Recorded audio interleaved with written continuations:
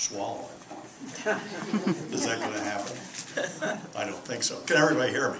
Yes. And I just wanted to say to Charlene and whoever brought the mic, thank you.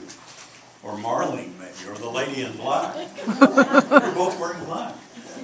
These guys are twins. Halfway through I realized that.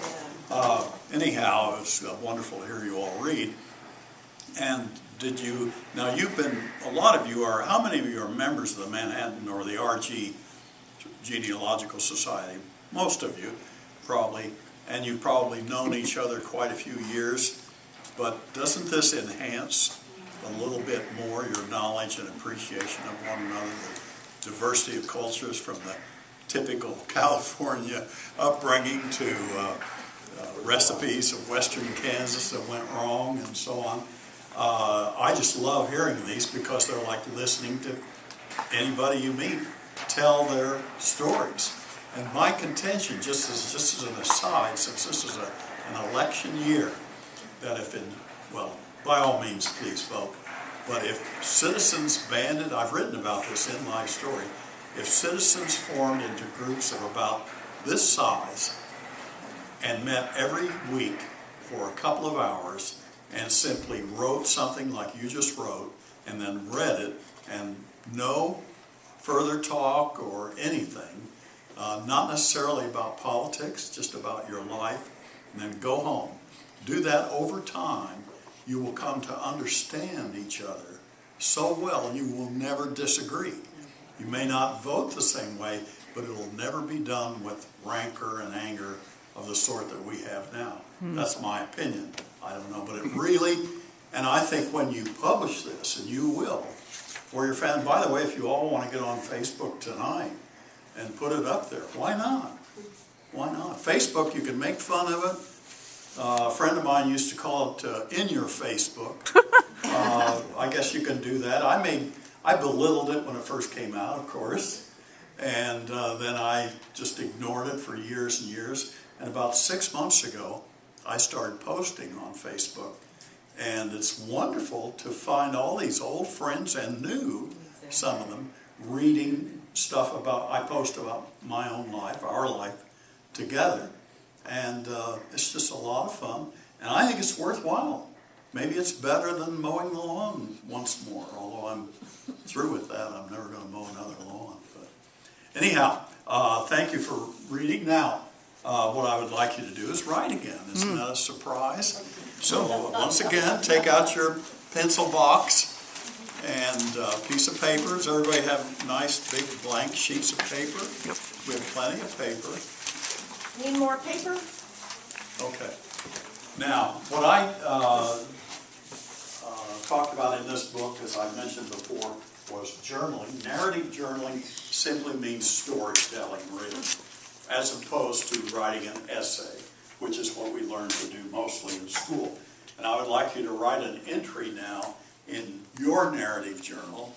If you don't have one, we'll just pretend that you do for the day, and maybe you'll start one tomorrow. Take a slice of life. Most of you today told little stories that had a beginning, a middle, and an end. Most of them were, with some exceptions, most of them were cute or funny, and that's part of your life, of course.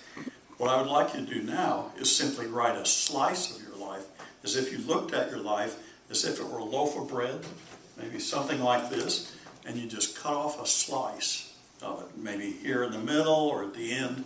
I'm the heel probably in my life, but take a slice of your life and look at it. And I'm going to shift metaphors now because it works well.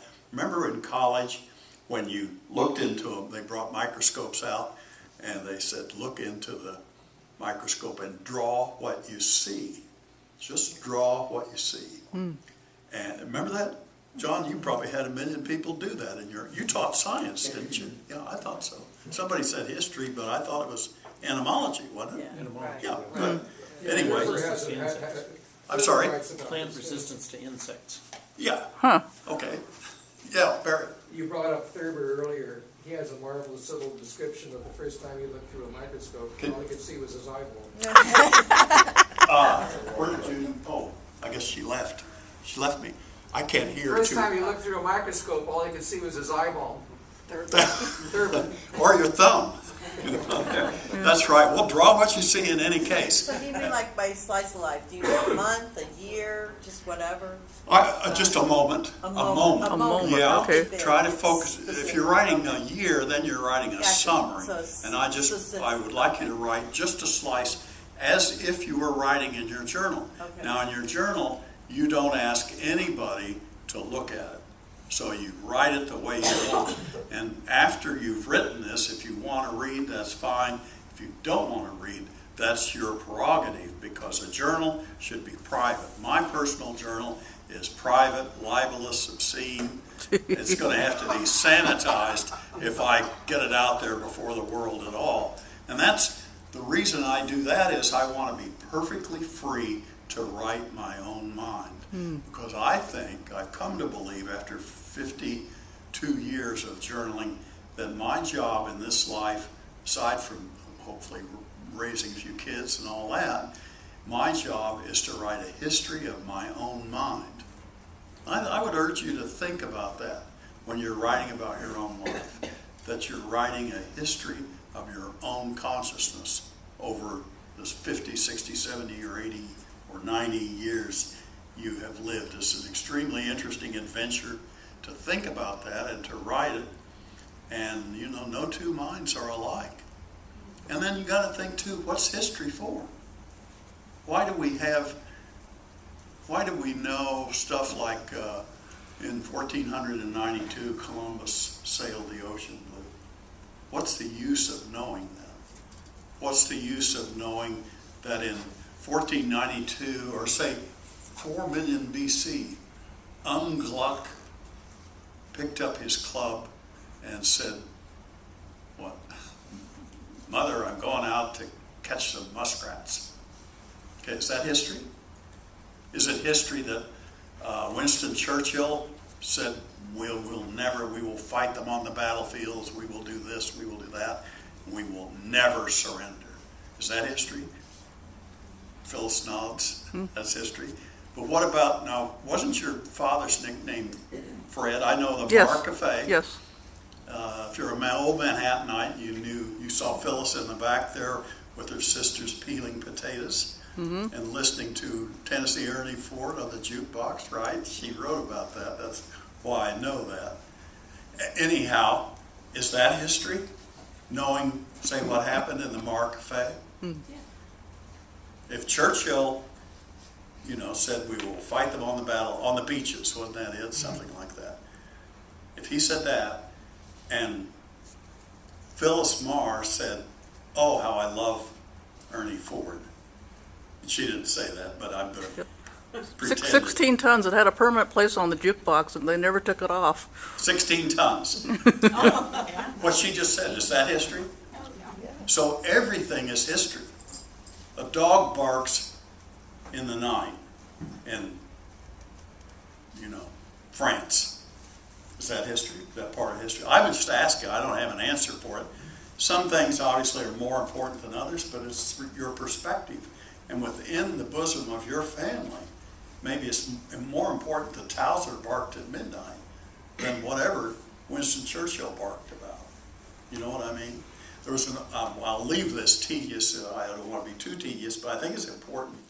With an old joke from a New Yorker in the 50s. Do you remember when Red China, the big argument was letting Red China into the UN. Remember that? Yeah.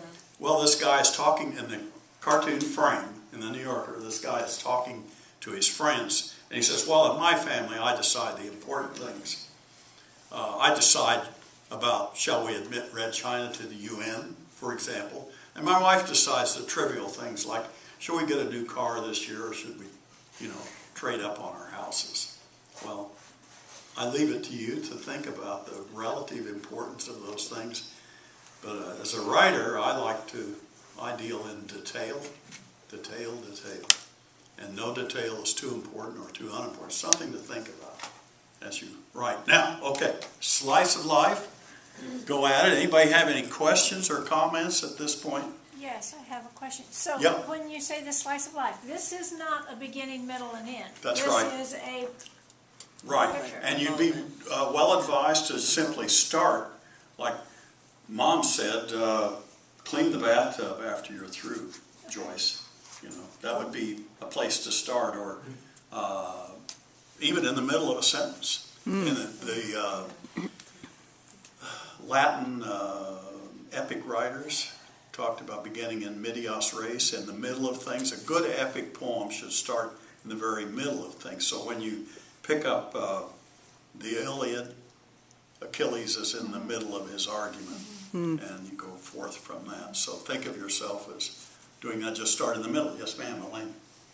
I have a comment in support of writing journals. I have not done it, but my youngest brother, who is 15 years younger than I, has done it for 35 years. Wow, this is your brother Erwin? Erwin, yes. He said, he told me the other day through a phone conversation, he said, you know, and that was the first I knew that he had done this, and he said, you know, I have done this every day for 35 years, and he said, I have reread it, and he said, I found out I don't like some things about myself. Well, that's theoretically possible, isn't it? Yeah. So he was trying It's to... also, you know, if some of you read, there was an article in the, I think it was reprinted in the Mercury, but initially it was in the Wall Street Journal about a month ago, about journaling, and journaling in order to keep your sanity, and I was the example of the guy who was worried about his sanity.